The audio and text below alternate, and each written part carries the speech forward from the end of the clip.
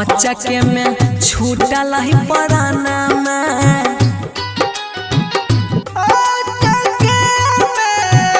छूटल पराना मासू धीर भैया बेहला सपन मायरा कैसन बात विधि के विधाना में कैसन बात विधि के विधाना मासू धीर भैया बेहला सपन मायरा अचके में छूटल ही पराना मासू धीर भैया बेहला सपन Myra.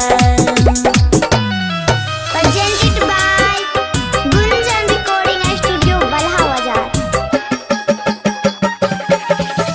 DJ Vikas Matyakala Sitamarhi